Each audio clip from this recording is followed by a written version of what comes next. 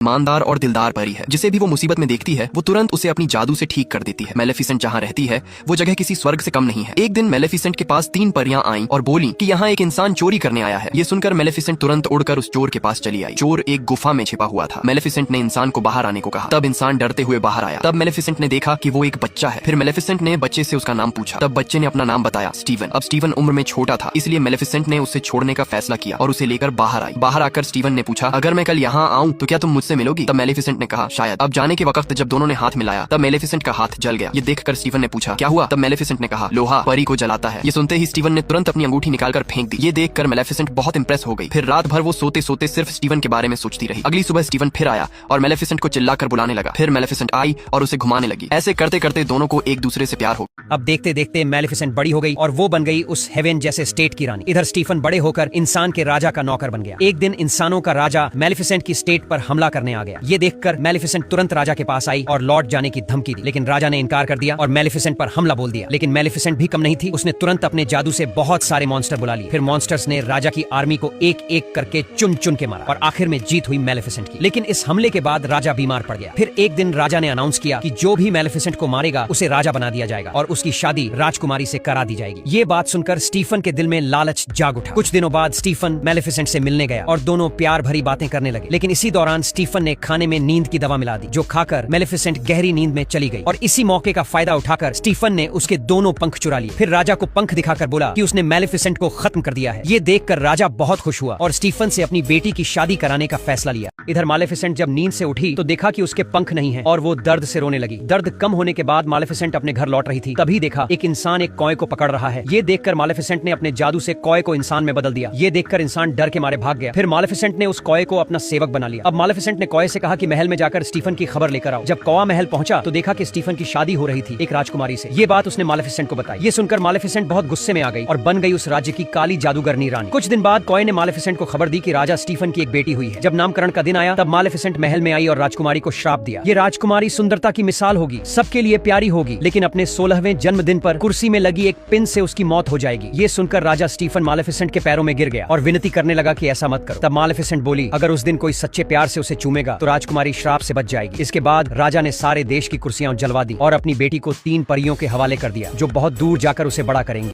3 फेरी ने राजकुमारी को बहुत दूर ले गई, लेकिन मेलेफिसेंट ने राजकुमारी को ढूंढ लिया और वह राजकुमारी के पास आई और उसे डराने लगी। लेकिन राजकुमारी डरने के बजाय मुस्कुराने लगी। धीरे धीरे कुछ साल बीत गए और राजकुमारी बड़ी हो गई। फिर कुछ दिन बाद राजकुमारी घूमते घूमते मेलेफिसेंट की स्टेट के पास पहुंच गई और अंदर जाने की कोशिश करने लगी। यह देखकर मेलेफिसेंट पीछे से आया और अपने जादू से राजकुमारी को बेहोश कर दिया और उसे अंदर ले गया। थोड़ी देर बाद जब राजकुमारी की नींद खुली तो उसने स्वर्ग जैसी जगह देखी और बहुत खुश हो गई। फिर वह खेलने लगी। अगले ही पल राजकुमारी मेलेफिसेंट से मिली। मेलेफिसेंट को देखते ही राजकुमारी बोली, तुम तो मेरी परी माँ हो। जब राजकुमारी खुशी से मेलेफिसेंट को गले लगाने गई तभी मेलेफिसेंट ने जादू से उसे फिर से बेहोश कर दिया और घर ले जाकर वापस रख दिया। अब राजकुमारी हर रोज मेलेफिसेंट के पास आने लगी और वहाँ वह सारे जानवरों के साथ खेलती थी। ऐसे ही समय बीतता गया और मेलेफिसेंट को राजकुमारी से गहरा प्यार हो गया। फिर एक दिन मेलेफिसेंट राजकुमारी के पास गया और अपना सर्फ वापस लेने की कोशिश की, लेकिन वह सर्फ वापस नहीं ले पाया, क्योंकि सर्फ देते समय उसने कहा था, दुनिया की कोई भी ताकत इस सर्फ को तोड़ नहीं सकती। अगले दिन जब राजकुमारी मेलेफिसेंट के स्टेट में जाकर खेल रही थी तभी वहाँ एक लड़का आया और वो राजकुमारी से महल जाने का रास्ता पूछने लगा। लेकिन जैसे ही दोनों ने एक दूसरे को देखा तो बस देखते ही रह गए। फिर राजकुमारी ने लड़के को महल जाने का रास्ता दिखाया। उसके बाद दोनों ने एक दूसरे का नाम बताया। लड़का बोला, मेरा नाम फिलिप है, और राजकुमारी बोली, मेरा नाम ऑरोरा है। अब जब फिलिप वहाँ से निकल रहा था तभी ऑरोरा ने पूछा, क्या हम दोबारा मिल सकते हैं? ये सुनकर फिलिप बोला, किस्मत चाहे तो मिल सकते हैं। उधर मेलेफिसेंट दोनों की बातें छुप के सुन रही थी। तभी उसका कौवा बोला, ये लड़का ऑरोरा के श्राप को तोड़ सकता है। लेकिन मेलेफिसेंट हंसने लगी और बोली, ट्रू लव जैसा कुछ होता नहीं है। अब रात में ऑरोरा घर लौटी और तीनों परियों को बोली, कल मैं घर छोड़कर जा रही हूँ और मेलेफिसेंट के साथ रहूंगी। ये सुनकर परियां गुस्सा हो गई और मेलेफिसेंट के श्राप के बारे में सब कुछ बता दिया। साथ ही बोला, तुम राजा स्टीफन की बेटी हो। ये सुनकर ऑरोरा रोती हुई घर से निकल गई और सीधा मेलेफिसेंट के पास पहुंची। फिर उसे बुरा भला कहकर हमेशा के लिए छोड़कर चली गई। अगले ही दिन ऑरोरा राजमहल पहुंची और अपने पापा राजा स्टीफन से मिली। लेकिन राजा स्टीफन ऑरोरा को देखते ही तुरंत उसे कमरे में बंद करने का आदेश दे दिया, क्योंकि आज ही वो दिन है जब राजकुमारी की मौत होनी है। अब जब ऑरोरा रूम में लॉक होकर बैठी थी तब पीछे के दरवाजे से ब्लैक मैजिक उसको बुलाने लगा। अब धीरे धीरे ऑरोरा दरवाजे के पास जाने लगी और दरवाजा खोलकर अंदर चली गई। और फिर वही हुआ जो मेलेफिसेंट ने श्राप दिया था। ऑरोरा चेयर में लगी हुई पिन पर उंगली रख दी, जिससे वो मौत की नींद में चली गई। इधर मेलेफिसेंट समझ गई कि ऑरोरा मुसीबत में है, इसलिए वो फिलिप को बेहोश करके सीधा राजमहल ले आई, ताकि अगर फिलिप ऑरोरा को सच्चे प्यार वाला किस करे तो ऑरोरा बच जाए। फिर मेलेफिसेंट ने फिलिप को ऑरोरा के घर के बाहर रख दिया। फिर दरवाजा खोलकर तीनों परियां फिलिप को अंदर ले आई और फिर ऑरोरा को किस करने के लिए बोली। फिलिप ने ऑरोरा को किस किया, लेकिन कुछ नहीं हुआ। ऑरोरा जिंदा नहीं हुई। ये देखकर परियां गुस्से में आ गईं और फिलिप को धक्का देकर बाहर कर दिया। ऑरोरा जिंदा नहीं हुई। ये देखकर मेलेफिसेंट रोते हुए ऑरोरा के पास आई और खुद को कोसने लगी कि उसने उसे श्राप क्यों दिया। फिर मेलेफिसेंट ने ऑनरोरा को चुम्मी दी और निकलने लगी। तभी ऑनरोरा मौत की नींद से जाग गई और बोली, हेलो परिमा। अब ऑनरोरा को जिंदा देखकर मैलेफिसेंट खुशी से रोने लगी। इससे पता चलता है सिर्फ मैलेफिसेंट ही ऑनरोरा से सच्चा प्यार करती है। लेकिन अब इधर राजा स्टीफन को